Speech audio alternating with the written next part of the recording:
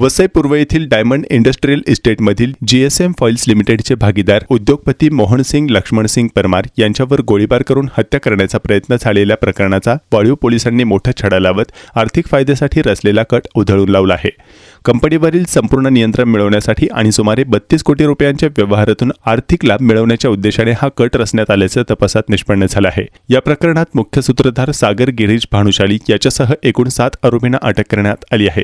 24 जुलै 2026 रोजी वसई पूर्व येथील डायमंड इंडस्ट्रियल इस्टेटमधील GSM फॉइल्स लिमिटेडच्या परिसरात मोहनसिंग परमार यांच्यावर पिस्तुलातून गोळी झाडून त्यांची हत्या करण्याचा प्रयत्न करण्यात आला होता।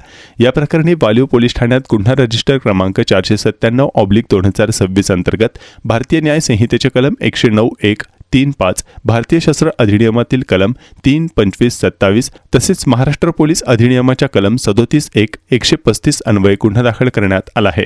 तपासादरम्यान मोहनसिंग परमार आणि सागर भानुशाली हे कंपनीचे भागीदार असल्याचे समोर आले। सागर भानुशाली याने शेअर बाजारात मोठ्या प्रमाणावर गुंतवणूक केली होती, मात्र अमेरिकन शेअर बाजारातील घसरणीमुळे त्याला मोठे आर्थिक नुकसान सहन करावे लागले आणि तो कोट्यवधी रुपयांच्या कर्जात बुडाला। या आर्थिक संकटातून बाहेर पडण्यासाठी त्याने मोहनसिंग परमार यांना कंपनीतील त्यांचे शेअर्स विकण्यास प्रवृत्त केले। त्यानंतर परमार यांनी सागर भानुशाली याला सुमारे 32 कोटी रुपये अदा केले।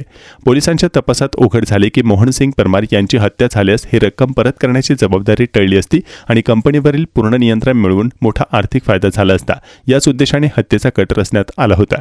24 जुलैच्या सायंकाळी सुजित देवेंद्रभाई पांडे आणि अनुप वीरेंद्र प्रजापती हे दुचाकीवरून कंपनी बाहेर आले।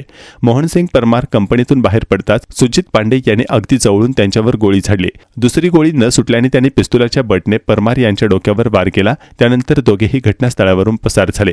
जखमी अवस्थेतील मोहनसिंग परमार यांना तातडीने रुग्णालयात दाखल करण्यात आले।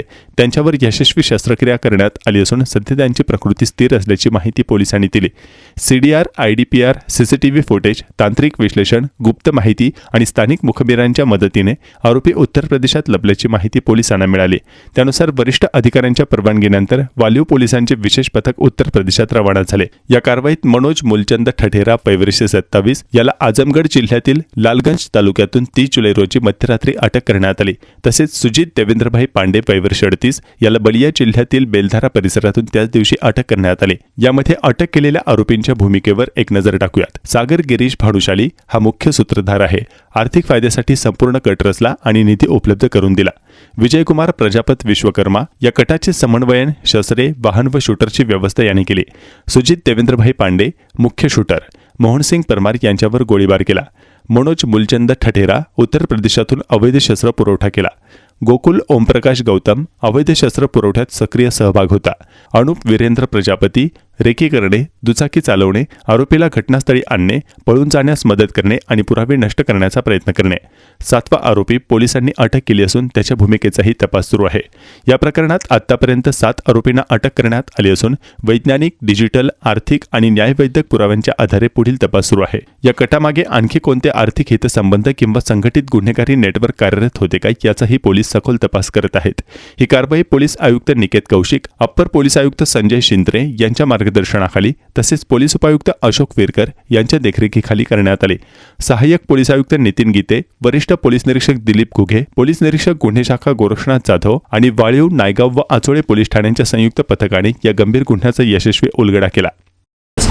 नावाची एक कंपनी डायमंड इंडस्ट्रियल इस्टेट या ठिकाणी वसईपूर्व एरियामध्ये आहे। या कंपनीमध्ये सागर भानुशाली आणि विनोद सिंग परमार, मोहनसिंग परमार हे दोघंजण पार्टनरशिपमध्ये एक व्यवसाय करत होते। तर या कंपनीमध्ये सुरुवातीला सागर भानुशाली हा काही छोट्या मोठ्या कामानिमित्त या कंपनीशी निगडीत होता। काळाच्या ओघामध्ये तो स्वतः चार्टर्ड अकाउंटंट असल्यामुळे त्याला आर्थिक व्यवस्था किंवा अर्थकारण किंवा एखादी कंपनी कशी ग्रो करायची याची चांगल्या प्रकारची माहिती होती। त्या ज्ञानाचा वापर करून या कंपनीला त्याने भरपूर काही कंपनी लिस्टिंग करणं, कंपनीसाठी जास्त भागीदार मिळवणं, जास्त शेअर्स होल्डर्स मिळवणं हे तो कामं करत होता।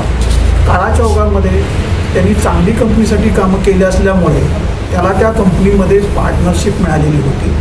त्यामुळे हे मोहनसिंग परमार आणि सागर भानुशाली हे पार्टनरशिपमध्ये त्या ठिकाणी व्यवसाय करत होते।